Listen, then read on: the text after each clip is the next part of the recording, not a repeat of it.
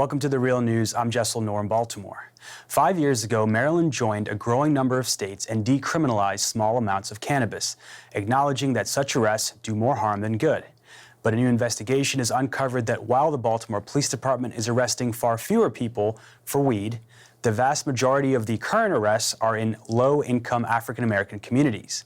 The piece is called Structural Racism and Cannabis: Black Baltimoreans Still Disproportionately Arrested for Weed After Decriminalization. It's in the Baltimore Fishbowl and was made in collaboration with the Baltimore Institute for Nonprofit Journalism. We're joined today by one of the piece's co-authors, Brandon Soderberg, as well as Neill Franklin, a 34-year-old law enforcement veteran and executive director of Law Enforcement Action Partnership. Thanks so much for joining us. Pleasure.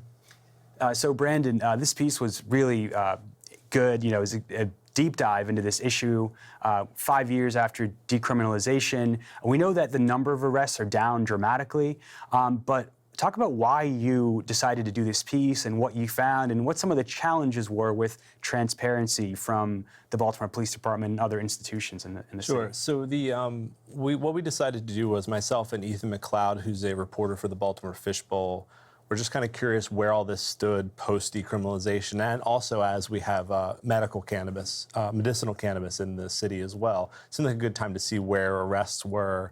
And so we focused on misdemeanor cannabis possession, which is non-decriminalized, 10 grams or more, because for a number of reasons, but one of them was we wanted to see who is still being hit with criminal charges, really suffering from jail time for this.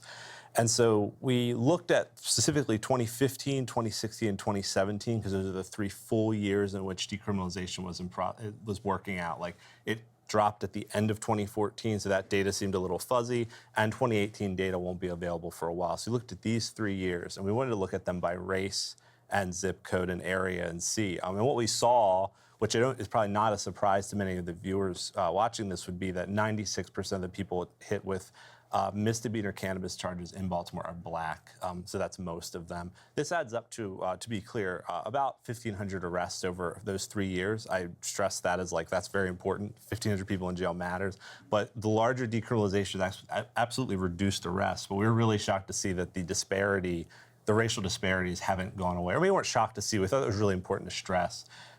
As for how we got the data, it was sort of cross-referenced because of a lack of transparency by the Baltimore Police Department.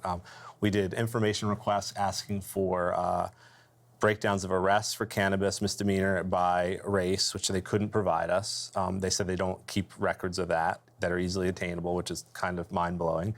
But they did give us these arrests, which we then mapped out with our data scientist, Andy Friedman, who mapped all these arrests out. We then extrapolated through census data, zip codes, majority Black zip codes, and because the city is so radically segregated and continues to be, there's not a lot of changes since the last census, we felt pretty confident with that data. Then put that against FBI data, which the police give to the FBI, which did list race. And between those two things, and additionally Open Data Baltimore, which is an open the data that the city uploads, we're able to sort of nail down and triple verify that depending on your data, it all swings around 96% of people that are arrested for misdemeanor cannabis are Black. Citations have also gone up a great deal, by almost 100% every year since decriminalization. We couldn't get where citations were going to be useful, but the police wouldn't give us that information. It's not in there, unfortunately. And so 10 grams or less, and you can't be consuming it in the public, which I imagine is where a lot of these arrests are happening. So that also speaks to class issues as well. So Neill, our viewers be familiar with your work, and you've interviewed you countless times on The Real News. You were a former foot soldier in the war on drugs. Now you're a leading opponent of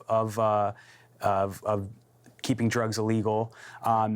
So what are your thoughts today on this issue? It seems like we're every step forward, we're taking a couple back, and we're sort of making these existing disparities worse with even maybe good intentioned policy moves like decriminalization. Yeah, sure seems that way. And I want to thank Brandon for doing that piece, the research, because people need to know these numbers. They need to be able to reflect upon these numbers and understand that because we've moved to this place of decriminalization, which, as Brandon said, overall fewer number of arrests, but we still have the disparity issues. In many cases, the disparity has increased, is a detriment to blacks. And that's important for people to know. I'm not surprised, though. I mean, this is reflective of what we've seen across the country with states that have already moved forward. But I'm not surprised.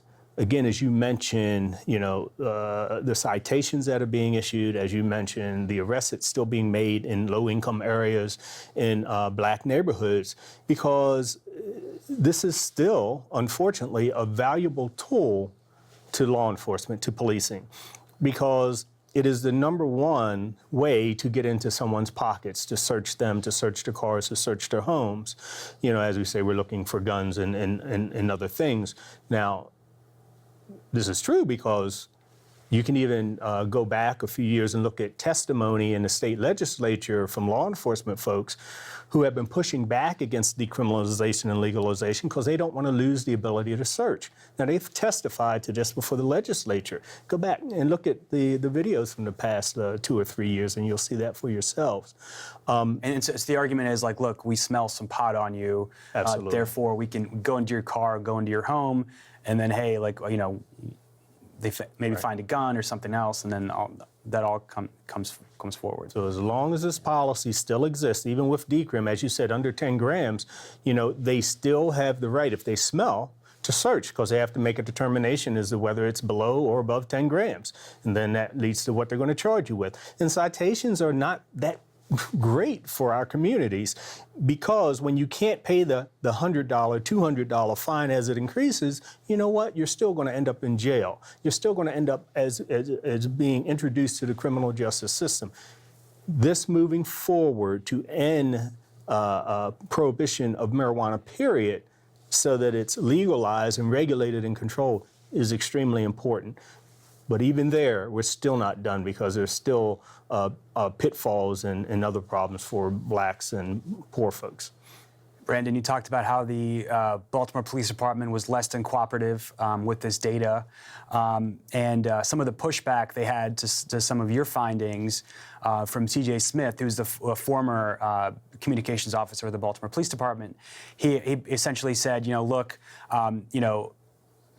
people might have been found with weed, but they also had guns, and you're not incorporating that into your. That's not being shown in your data.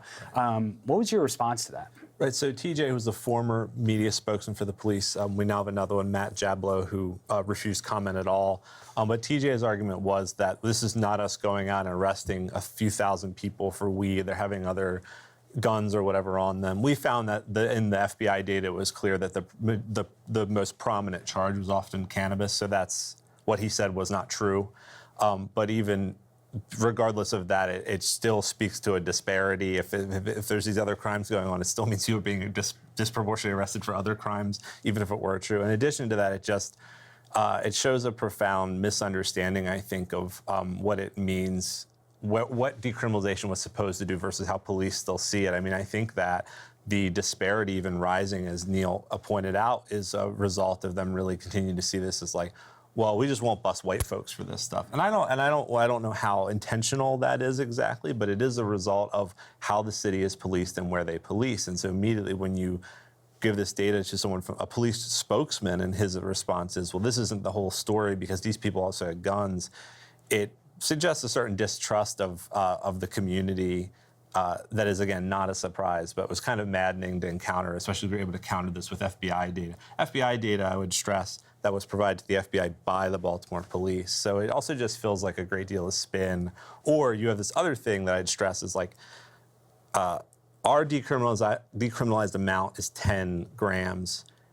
Most places it's more than that where it's decriminalized. Most places are around 14 or 28, which is an ounce. So you have an issue too where we have a certain weird absurdity here where if you have between 10 grams and I think it's 50 pounds, that's a misdemeanor charge. Just, hey, I don't think if you have 50 pounds of weed, I still don't think you should be in jail. But that's a crazy amount. And then if you go to another state, it will be up to 14. And whatever way you move that threshold, you're putting less or more people in jail. And as the data shows, you're putting less or more black folks in jail. So that's another thing about it. It's not as simple as like, oh, these people committed a misdemeanor possession charge, and that's different than being decriminalized, because the difference is negligible, and it's vastly different in different states. And if we take a step back for a minute, it's just mind-boggling to think that we're still sort of having these discussions all these years later, after we know that the drug war is racist in its intention and how it's carried out. This is happening in Baltimore, the first city with the racial segregation law, with all this the violence and poverty we're still dealing with, and we all know now that this is only making it worse, and that's helping spur some of these calls to legalize weed in Maryland. And I wanted to turn to a clip where Speaker of the House Michael Bush and Senate President Mike Miller, both Democrats, were asked about legalization at the Annapolis Summit, which was hosted by Mark Steiner. I want to turn to that clip and have you respond to that. We're going to have a task force between the House and the Senate to deal with recreational marijuana on the House side. The Majority Leader, Kathy DeMaio, had that up. We will put a structure in place before we send it to referendum for the people of the state of Maryland to decide.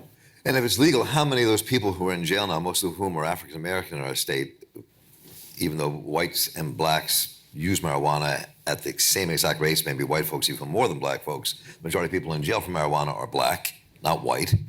And in our system and systems across the country. So does that mean if it's passed, if it comes up in the legislature, that we have to go back and say, okay, these people need to have their records expunged, be freed from prison, not do time because they were selling marijuana? We're doing that right now with adjustments reinvestment. And we're going to continue to work forward on justice reinvestment. But that doesn't mean the dealers go free. Dealers are going to stay in jail. That last clip was Mike Miller, the Senate president in Maryland, a Democrat. He's saying, we're not going to let. So Mark Steiner asked, what about people in jail for selling marijuana? Most of them are black, as we know. Are you going to do some type of restorative thing for them? And the answer was no. You do the crime, do the time. Let me tell you the problem with that. 2 points to make real quick here. The evidence is clear that the prohibition of marijuana was based upon race and class. The evidence is there. You can do your own research. You look at newspapers from back there in the 30s and 40s. You can do your research on Harry Anslinger, who was our drug czar back then. It's crystal clear that it was based upon race and class, blacks, Mexicans, jazz musicians, and more. So with that in and of just that alone, we need to end it, and we're ending it. The second thing is, it used to be a crime for a black to marry a white. When they changed that law, for anyone who had been prosecuted because they married outside of their race, and now we ended that law, do we still leave those people in jail? Do we still leave that mark on their records? When the law has been inappropriately and racist, established on a foundation of race, and now we end it, it's just morally correct, morally right to go back and look at those people who have been convicted of that law, of that crime, and to make it right, to clear that off of their records. And if you're currently incarcerated, you need to be set free. You need to be able to go home. And finally, Brandon, your thoughts about where this is all going to end up, because it took your eight month long investigation to even bring these numbers out. Yeah, and it should have taken like 3 days. In any sane democracy, you should get this data almost immediately. But yeah, it took 8 months. Yeah, and so going forward, have there been reactions to your piece in the mainstream media, and do you think this might sort of change the conversation in Baltimore today and across the state? I mean, I won't flatter myself to think that it'll change the conversation, but I mean, we have got some nice responses from some places that don't always respond to the kind of journalism, advocacy-based journalism that I tried to do and that I do with the nonprofit that I run with Baynard Woods, you know, the Baltimore Sun editorial board sort of praised the research, which was great.